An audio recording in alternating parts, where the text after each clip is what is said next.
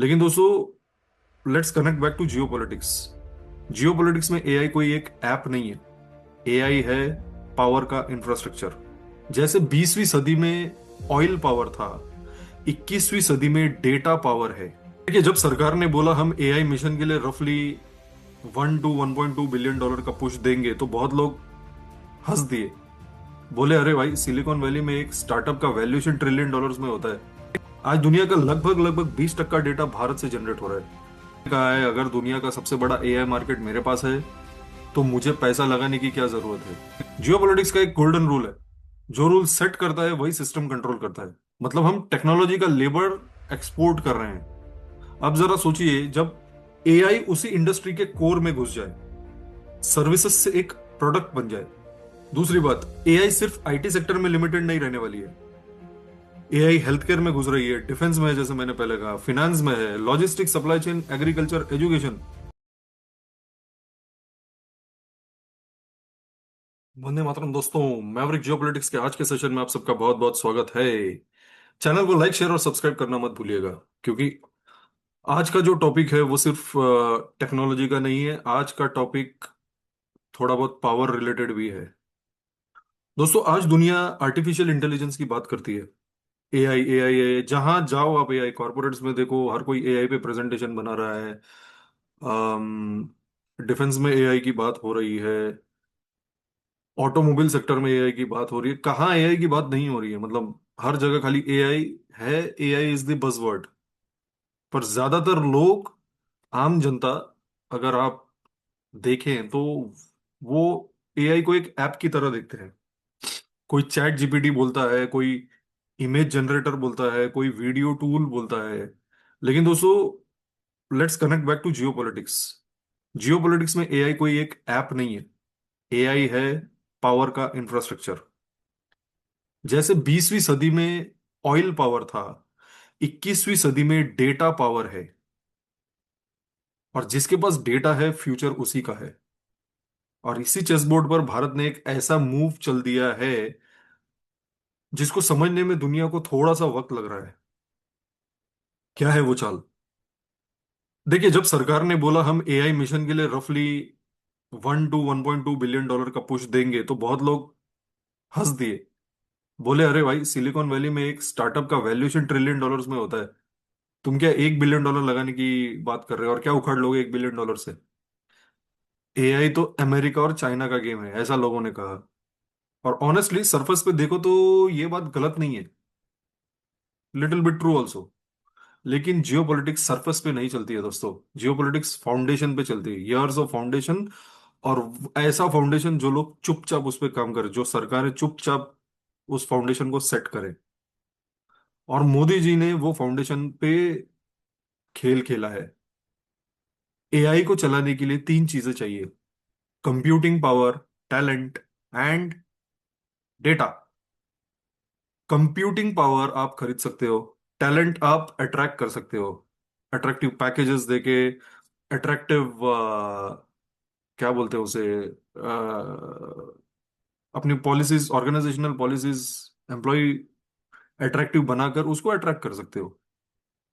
पर data, data पैदा होता है और यहीं पे गेम पलट जाता है। आज दुनिया का लगभग लगभग 20% डेटा भारत से जनरेट हो रहा है। 20%। दोस्तों, इमेजिन कीजिए, 20% of the data globally is generated in India. Her 5 click में से एक क्लिक भारत में। हर 5 ट्रांजैक्शंस में से एक ट्रांजैक्शन भारत में। हर 5 डिजिटल इंटरेक्शन में से एक डिजिटल इंटरेक्शन भारत कर रहा है। और ऊपर से 70 करोड़ से ज्यादा लोग किसी ना किसी फॉर्म में एआई यूज कर रहे हैं। मतलब यूजर्स भी आपके, डेटा भी आपका, और मार्केट भी आपका। तो अब सवाल पूछता हूं दोस्तों, ऐसे में पैसा कौन किसको अट्रैक्ट करेगा? Who will the money attract? यहीं पे मोदी जी का असली इंसाइट आया है, मुझे ऐसा लग रहा है। उन्होंने कहा है, अगर दुनिया का सबसे बड़ा एआई मार्केट मेरे पास है तो मुझे पैसा लगाने की क्या जरूरत है। राइट? उन्होंने अप्रोच ही बदल दी। बोले, तुम दुनिया के सीईओ हो, तुम डेटा चाहते हो, तुम स्केल चाहते हो, तो आओ भारत में। इंफ्रास्ट्रक्चर हम देंगे, मार्केट हम देंगे, स्टेबिलिटी हम देंगे। और यहीं से $1 बिलियन का पुश $100 बिलियन का मैग्नेट बन जाता है। जी हाँ दोस्तों, $1 बिलियन का push is going to become $100 billion magnet. लोग बोल रहे थे अरे एक और एआई समिट है। नहीं, मैं ऐसा नहीं देखता इसको। ये समिट नहीं था, ये एक सिग्नल था। और सिग्नल किसको? ग्लोबल कैपिटल्स को, टेक जायंट्स को, इमर्जिंग इकोनॉमीज को। जब 100+ कंट्रीज पार्टिसिपेट करें, डजन्स ऑफ स्टेट हेड्स और मिनिस्टर्स आए, ग्लोबल टेक लीडरशिप भारत की तरफ देखे, तो इसका मतलब होता है दोस्तों, रूल्स यहां लिखे जाने वाले हैं भारत में। और यहाँ एक बहुत इंटरेस्टिंग जियोपॉलिटिकल एंगल आता है। यूरोप का मॉडल क्या है? Heavy AI laws, heavy compliance, heavy paper work, good intentions no doubt, पर एग्जीक्यूशन महंगा है और सबके लिए पॉसिबल भी नहीं है। भारत का मॉडल क्या बोलता है? भारत का मॉडल कहता है हम एआई को बंद नहीं करेंगे, हम एआई को गाइड करेंगे, एग्जिस्टिंग लॉस को ट्वीक करेंगे, आईपी का रेस्पेक्ट होगा, डीप फेक को क्लियरली मार्क करेंगे, हार्मफुल चीज तुरंत हटाएंगे, no over regulation, no free for all. अब इससे क्या होता है? Africa, South East Asia, Latin America जैसे रीजन्स बोलते हैं भाई यूरोप हम अफोर्ड ही नहीं कर सकते, अमेरिका हम फिट नहीं होते, लेकिन भारत वर्केबल है। और यहीं से ग्लोबल साउथ का एआई ब्लॉक बनने लगता है। अब एक बहुत इंपॉर्टेंट फिलोसॉफिकल शिफ्ट हो रहा है। वेस्ट बोलता है एआई ने गलती की तो उसको बैन करो। भारत बोलता है अगर एआई ने गलती की और किसी का कंटेंट यूज किया है तो क्रिएटर को पैसा दो। ये एक बहुत बड़ा डिफरेंस है। It's called royalty, right? Copyright और रॉयल्टी। अब रॉयल्टी दे दो सामने वाले को। इससे इनोवेशन नहीं रुकती है, क्रिएटर्स को प्रोटेक्शन मिलती है, एआई इकोनॉमी सस्टेनेबल बनती है और डीप फेक पे क्लियर स्टैंड होता है, which is mandatory marking, platform responsibility and emergency take down. मतलब फ्रीडम के नाम पे केओस नहीं चलेगा। अब आते हैं पैसों की बात पे। अगर आप डेटा सेंटर बना रहे हो, क्लाउड इंफ्रा ला रहे हो, एआई बैकबोन खड़ा कर रहे हो, तो भारत बोलता है 10 साल तक tax zero. Let me repeat it. अगर आप डेटा सेंटर बना रहे हो, क्लाउड इंफ्रा लेके आ रहे हो, एआई का बैकबोन खड़ा कर रहे हो, India is clear, 10 years zero tax. कुछ केसेस में तो 20 साल तक है। दोस्तों सीईओज जो होते हैं वो इमोशन से डिसीजन नहीं लेते। सीईओज कैलकुलेटर लेके बैठते हैं, अपने कैलसीज में चेक करते हैं वो कि मेरा आरओआई कितना है, and then they decide and then they say that India makes sense. Geopolitics का एक गोल्डन रूल है, जो रूल सेट करता है वही सिस्टम कंट्रोल करता है। आज भारत बोल रहा है मार्केट यही है, डेटा यही है, गवर्नेंस यहीं से निकलेगी, और जो इस इकोसिस्टम में घुसेगा उससे ये रूल्स मानने पड़ेंगे। ये वही मोमेंट है जो ब्रेटन वुड्स के टाइम अमेरिका के पास था, 1945 में, सेकेंड वर्ल्ड वॉर के बाद। डब्ल्यूटीओ के टाइम पे यूरोप के पास था। अब एआई के टाइम पे भारत टेबल पे बैठा है, and Bharat is setting the rules, rule करने के लिए, if I can put it that way. एक बात मैं ब्लंटली लेकिन बोलता हूं, और शायद ये बात कुछ लोगों को अनकंफर्टेबल भी लगे। $100 बिलियन सुनने में बड़ा लगता है, हेडलाइंस के लिए परफेक्ट नंबर है, थोड़ा सा चेस्ट स्टंपिंग भी हो जाता है, देखो भाई $100 बिलियन आ रहा है। लेकिन जियोपॉलिटिक्स में नंबर्स को हेडलाइन से नहीं, स्केल से जज किया जाता है। और एआई का स्केल इंसान का स्केल नहीं है, एआई का स्केल सिविलाइजेशन का स्केल है। आप सोचिए जरा, जब इंडस्ट्रियल रेवोल्यूशन आई थी, इलेक्ट्रिसिटी आई थी, इंटरनेट आया था, क्या उनके नंबर्स कभी फिक्स्ड रहे? नो। उन्होंने पूरी इकोनॉमिक आर्किटेक्चर बदल के रख दी। एआई भी वही कर रही है, लेकिन फर्क सिर्फ इतना है कि ये 10x स्पीड से हो रहा है, इतने ज्यादा स्पीड से कि we are not able to track, we are not able to keep an eye in to what all things are happening. अब $100 बिलियन को कॉन्टेक्स्ट में रखिए।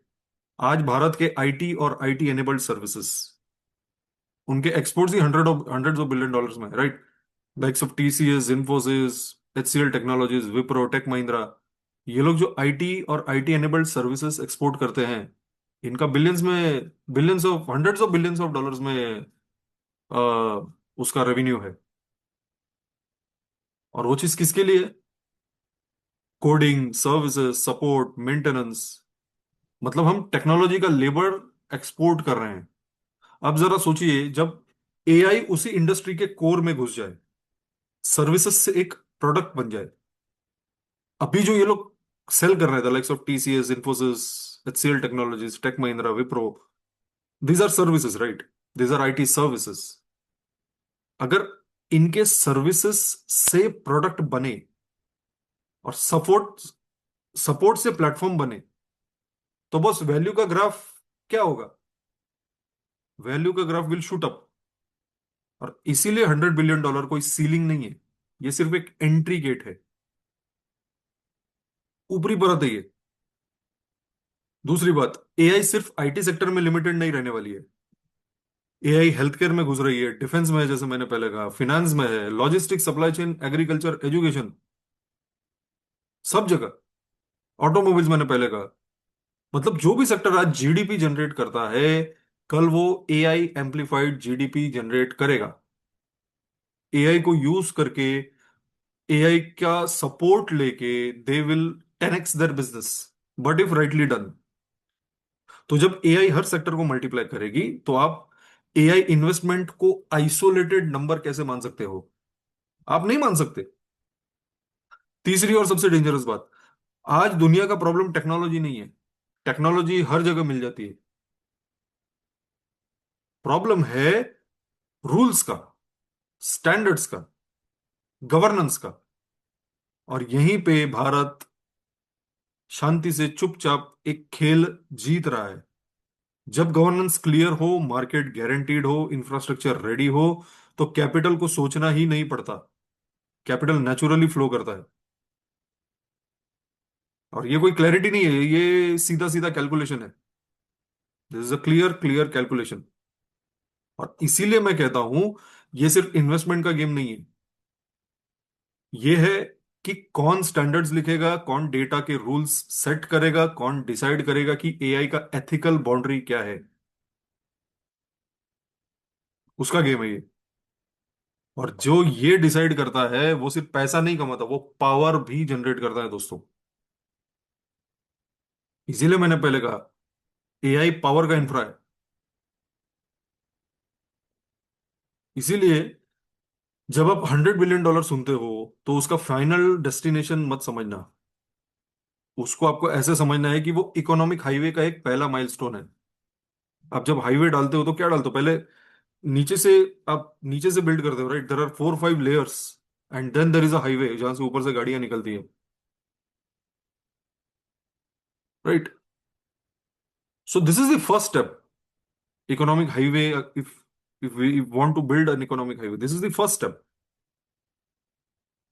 अगर आप इसको कंटिन्यू रखोगे, अगर आगे आगे इसे ले चलोगे, ये नए वर्ल्ड ऑर्डर का ब्लूप्रिंट बनेगा।